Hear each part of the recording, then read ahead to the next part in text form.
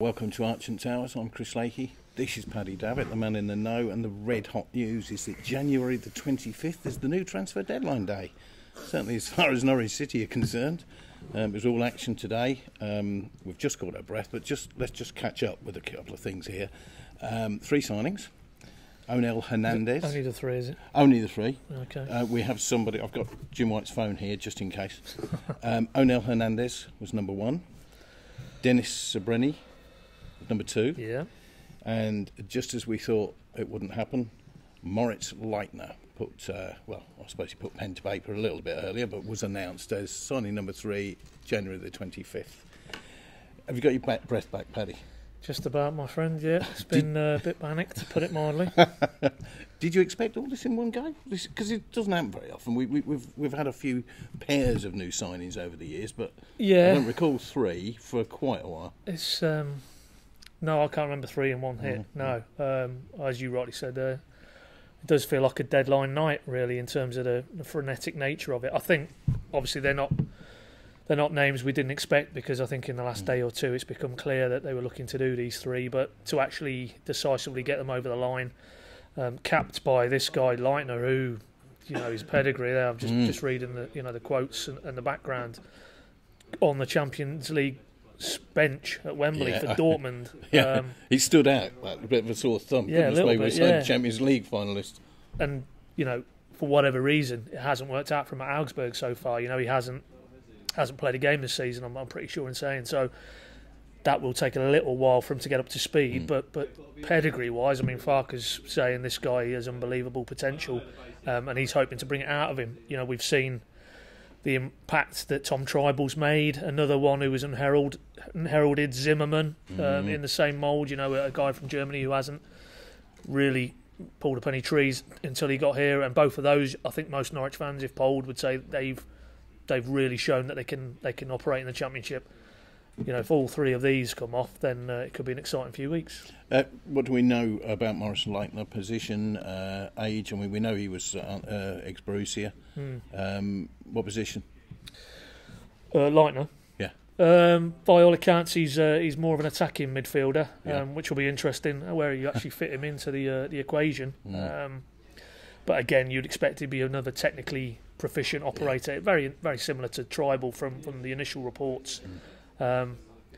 Where he fits in, I'll get into that in more detail in the weeks ahead, but I think it's a nice problem to have. If you've got him, you've got Madison, Treibel, Tete's a different type, but it kind of reaffirms to me what we've known all along about how Farke wants to go about it. He is clearly intent on building a Norwich model based on very good Harrison Reed. Obviously he's not Norwich's player, but in that mould, that type of midfielder, that's how he wants to play it. He wants to dominate the ball and through that possession and territory. Now, we saw early parts of the season it wasn't really working. They were too lightweight, they were getting found out too often. Millwall was the watershed, and then after that point Tete's come back in and he's had to be a bit more pragmatic. It's like they've replanned up Millwall, isn't it? But I think a little rethink. You get the sense now with this bit of business, particularly Leitner, and obviously Marcus Edwards coming in as well, another, by all accounts, very clever,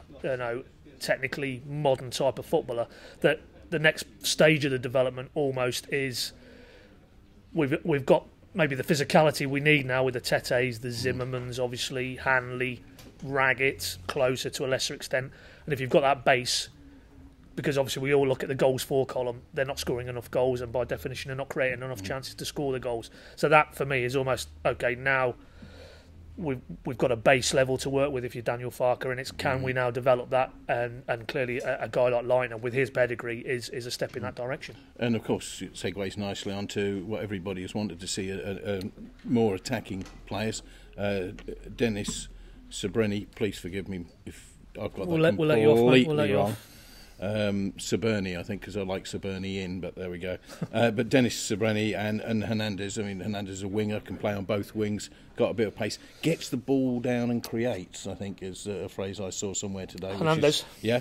But a striker, which we've wanted to see. He's got a decent record this season. He looks like he's been among the goals and making a few. I mean, for me, the greatest shout that I've seen, it was obviously, on social media earlier on, is because you look at it and you think there's a guy who's scoring in the third tier of German football.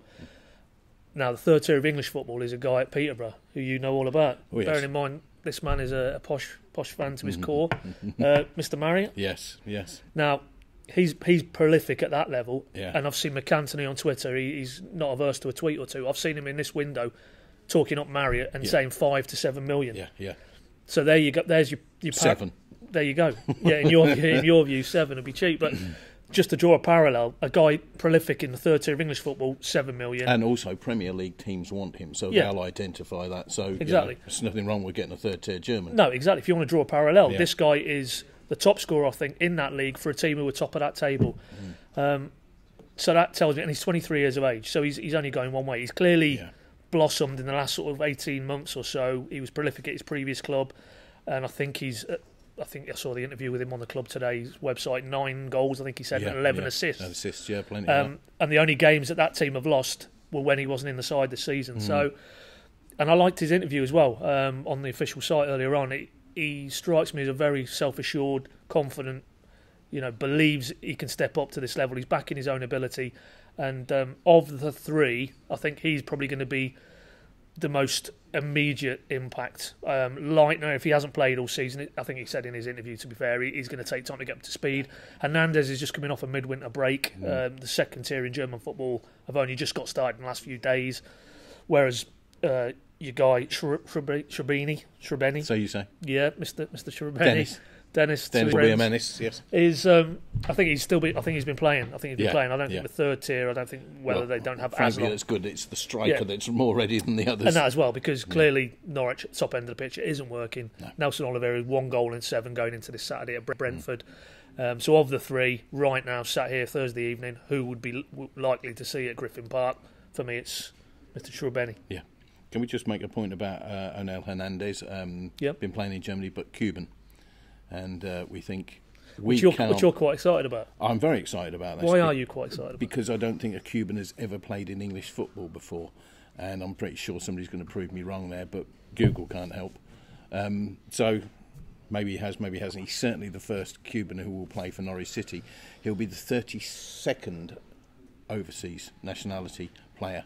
You see what I mean? Yeah. To play for the Canaries, which I think is quite impressive. Led by the South Africans. 3 of those, but they've altogether made more appearances than any other nationality. Yeah. But that's a bit of an aside.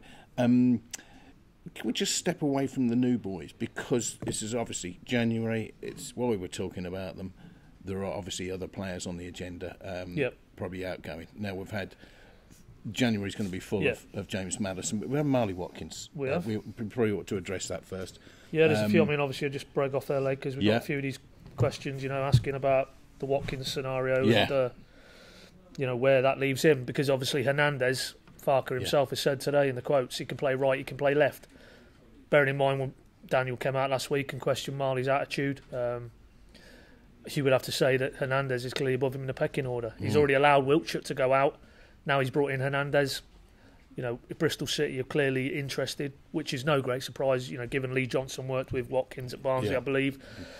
If you cast your mind back to last summer, he chose Norwich over a number of clubs, among them were Bristol City. So it's no great surprise that maybe Bristol have had a look at Marley's situation. He's not really stamped his mark on it for Norwich so far this season. Seem to have settled as simple as that. Yeah, it'd probably be good all round if they got a bit of cash back for him. Yeah, decent bit of cash back as well. Well, I mean, the figure's been quoted. If there's £1 million or thereabouts on the table, and Bristol come back in between now and next Wednesday, deadline night, what do? Do you cash in? Get the car running. Well, I don't think you'd be alone in that, to be fair. I have a feeling maybe trying to find some posters who agree with you. Yeah, I think there might be 1 or 2. I mean, it's just not worked for the chap, has it? It sometimes doesn't. It's no point in having a player on your books who's probably not happy, not settled. Yeah. Especially when you can use that finances to something better. Just pulling off there to the comments. Barry Young's Watkins can go, so I think he's nailing his colours to the mast. That's is Mr. Maddison. Yes, I was coming to that. West Ham, I think, have got their numbers wrong, haven't they? 1 and 2. 1 and 2. Yeah. I think they said £12 million. Okay. Apparently. Yeah. Okay. You would be happy to say that's off the mark. Well, you would have to. I mean, even the report. It's basically a report in the Guardian in the last sort of hour or so. No, it was no surprise. David Moyes was at Stamford Bridge. I think he was pictured on the TV, wasn't he, this time last week? And I think he said, actually, I saw some quote somewhere that because obviously there was all that link about Andy Carroll and Batshuayi, the Chelsea striker. But he said no, he was actually there because he'd been told there'd been one or two Norwich players who'd been pulling up a few trees. And clearly, if there's anything in this, then Maddison would be one of the ones he was looking at. It's no huge surprise, is it? No, not at all. Do you think that's going to be the biggest problem now facing Stuart Webber and Daniel Farke? Is what I don't want to say what to do with James Maddison, but it's so tempting, isn't it? That the money that could be on offer, but you really want to keep him. But we know one day he's going to go. Yeah, no, I mean, ultimately, I've said it all along, if it's not this window, it will be, the summer, because the financial reality, if, as it would appear likely, Norwich are going to be in the Championship again, has been laid out quite graphically, publicly at the AGM, subsequently. They need to look at the financial situation in the summer, and they will need to plug gaps from declining revenue streams. And obviously, we don't need to get into the ownership debate again, but it's either investment from your owners or it's player-generated sales, and Maddison is the prized asset. Of course, Now, the fact that they've let Alex Pritchard go for decent money in this window, you would think, Farke himself said, that should lessen the need for him to do the same with Maddison. That's fine from Norwich's point of view, but between now and next Wednesday night, if we get some serious bids on the table, and as you rightly said, I don't think 1 and 2 is a serious bid now, given his age, given his potential, given what he's done already this season, probably one of, if not the best, up-and-coming talent in the Championship. Then Norwich will have an issue to deal with. But I don't think, in all honesty, 12 million is even anything for Stuart Webber to do much more than put the phone down, because those figures, it just wouldn't make sense. There'll be phone calls about Jamal Lewis as well, surely. Yeah. After his performance against Chelsea. Do you think so? I thought he was absolutely outstanding. Sorry, mate. I'm just going to break off because his comments are flying in here. I think somebody else here is, where have I just seen it? Dave Clark, I'll drive Marley myself. Fair enough. Well, I tell you what, Dave, let's do the right thing and share a car. Share the mileage. Share the mileage. James Burton, Marley's only attribute was hard work, which he seems to have stopped. Yeah, it's hard to disagree with that. Dave Clark again, 12 million for Madders. That'll buy his boots. Yeah, I'll probably see that. Like that. Yeah. I think we said earlier that's probably just for one leg. Yeah, well, yeah. I mean, a lot of comments, obviously, on the business they've done, and I think that I've got this sense as well. Ultimately, did we know anything about Onel Hernandez? Did we know anything about Dennis Srbeny? No, is the honest answer. And maybe there's one or two Norwich fans who are a little bit concerned about that they've gone quite obscure in terms of their recruitment again.